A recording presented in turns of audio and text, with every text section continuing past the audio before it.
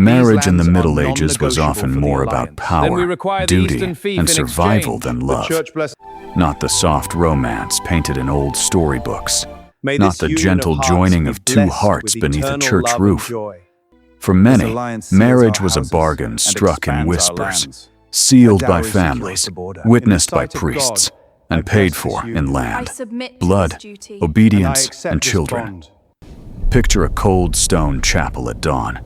Candles shiver in the damp air. A girl stands in a wool dress too heavy for her thin shoulders. Her hands are folded, but not from peace. Across from her stands a man she barely knows. He may be twice her age. He may be a stranger from another village. He may be the heir to a neighboring estate, chosen not for kindness, but for what his name can bring. Behind them, their families watch closely, not with tears of joy, but with the hard eyes of people protecting property.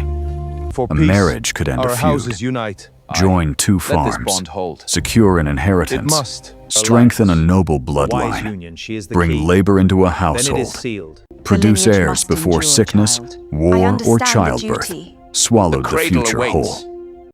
In medieval society, marriage was rarely just personal. It was political. For kings and nobles, daughters could be used like treaties. A young woman's hand might secure peace between rival houses or bind a kingdom to an ally. Her body became a border. Her womb became a dynasty's hope. Among peasants, the stakes were different, but no less harsh. A household needed workers. Fields had to be planted. Animals had to be tended. Bread had to be baked. Children were not simply loved. They were needed to survive. Love, when it existed, often had to grow inside the cage built by necessity. The church taught that marriage was sacred. It insisted that consent mattered, at least in principle. A man and woman were supposed to agree freely before God. But in reality, pressure could be as heavy as chains, a father's command, a lord's demand, a family's desperation, a dowry promised, a debt owed, a reputation at risk. To refuse could mean disgrace, poverty, or violence. For women, marriage often meant leaving the only home they had known and entering a household where obedience was expected. A wife was supposed to submit to her husband's authority. Her labor belonged to the home. Her sexuality was guarded. Her fertility was watched. Her failure to bear children could bring shame, suspicion, or abandonment. And childbirth was a terror waiting in the marriage bed. Every pregnancy carried danger. There were no modern hospitals, no antibiotics, no safe surgery.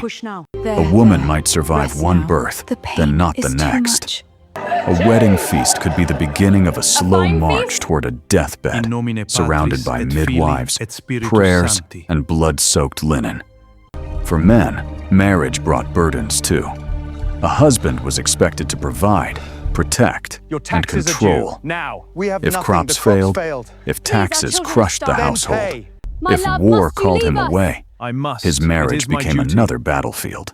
Masculinity was tied to authority, and authority could turn cruel under fear, hunger, and humiliation. Children, too, paid the price. Many were born into marriages shaped by duty rather than tenderness. Some were promised in betrothals before they understood what marriage meant.